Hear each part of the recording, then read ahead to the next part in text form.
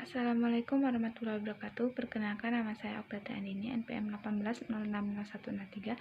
Saya perwakilan dari kelompok 2. Di sini saya akan menjelaskan tentang model-model pembelajaran.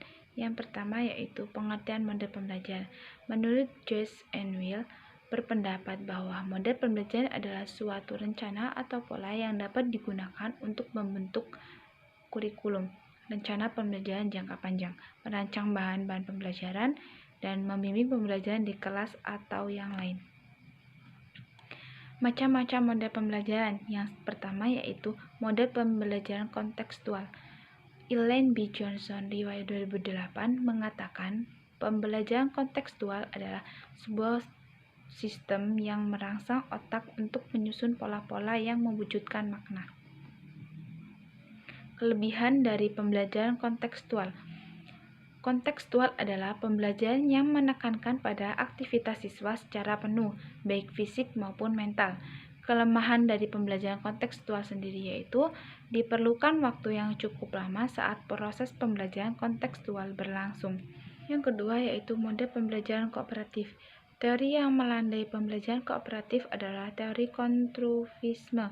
Pada dasarnya pendekatan konstruktivisme dalam pembelajaran adalah suatu pendekatan di mana siswa harus secara individual menemukan dan mentransformasikan informasi yang kompleks, memeriksa informasi dengan aturan yang ada, dan merevisinya bila perlu.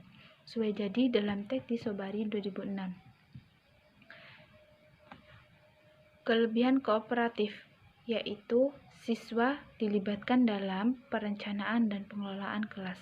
Kelemahan dari model pembelajaran kooperatif yaitu agar proses pembelajaran berjalan dengan lancar, maka dibutuhkan dukungan fasilitas, alat, dan biaya yang cukup memadai. Model pembelajaran berbasis masalah.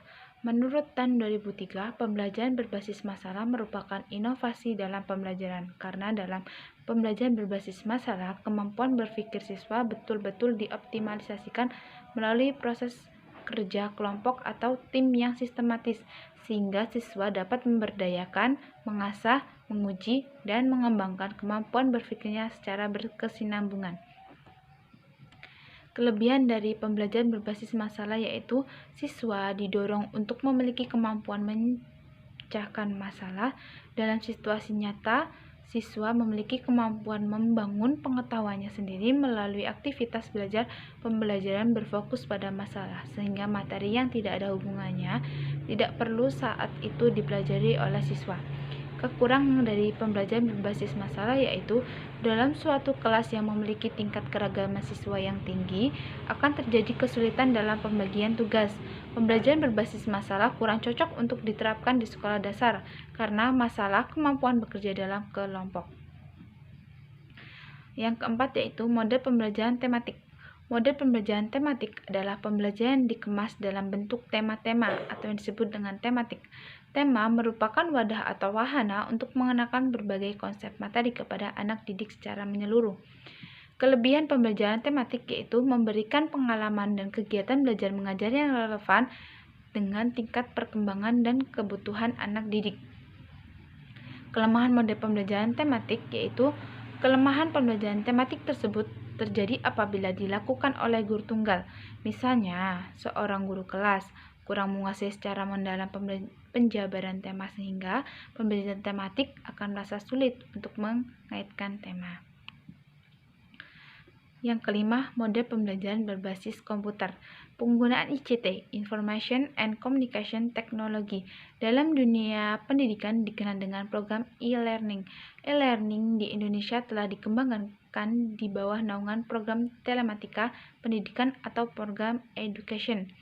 Menyuheti Ali 2005, di masa dating kurikulum sekolah dan kurikulum nyada pendidikan lebih tinggi akan segera berangsur-angsur menyesuaikan diri pada aspek ini, mulai dari pendidikan tinggi dan sekolah menengah.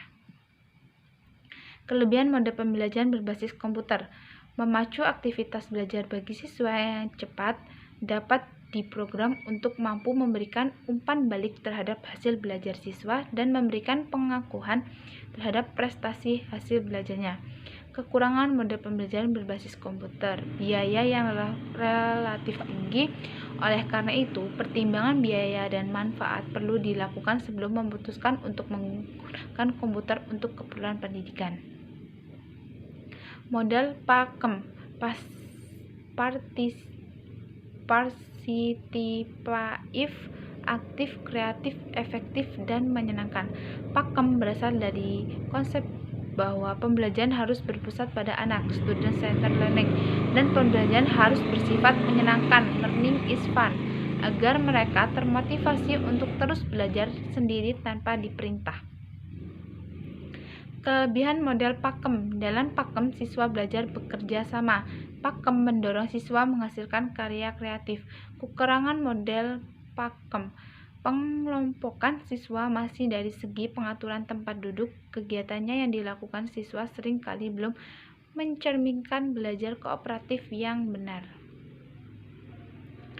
Model pembelajaran berbasis web learning. Secara sederhana dapat dikatakan bahwa semua pembelajaran dilakukan dengan memanfaatkan teknologi internet dan dalam proses belajar dirasakan terjadi oleh yang mengikutinya. Maka kegiatan itu dapat disebut sebagai pembelajaran berbasis web. Kelebihan model pembelajaran berbasis web atau e-learning merupakan media komunikasi yang efektif, cepat, dan kredibel untuk menyampaikan materi e-learning dari seorang pakarnya. Kekurangan dari sistem pembelajaran e-learning, berubahnya peran guru dan yang semula menguasai teknik pembelajaran konvensional kini juga dituntut mengetahui teknik pembelajaran yang menggunakan ICT. Model pembelajaran mandiri. Menurut Wedemeyer 1983, peserta didik harus belajar secara mandiri, mempunyai kebebasan untuk belajar tanpa harus menghadiri pembelajaran yang diberikan guru atau pendidik di kelas. Peserta didik dapat mempelajari pokok materi tertentu dengan membaca modul atau melihat dan mengakses program e-learning tanpa bantuan atau dengan bantuan terbatas dari orang lain. Cukup sekian penjelasan dari saya akhiri. Wassalamualaikum warahmatullahi wabarakatuh.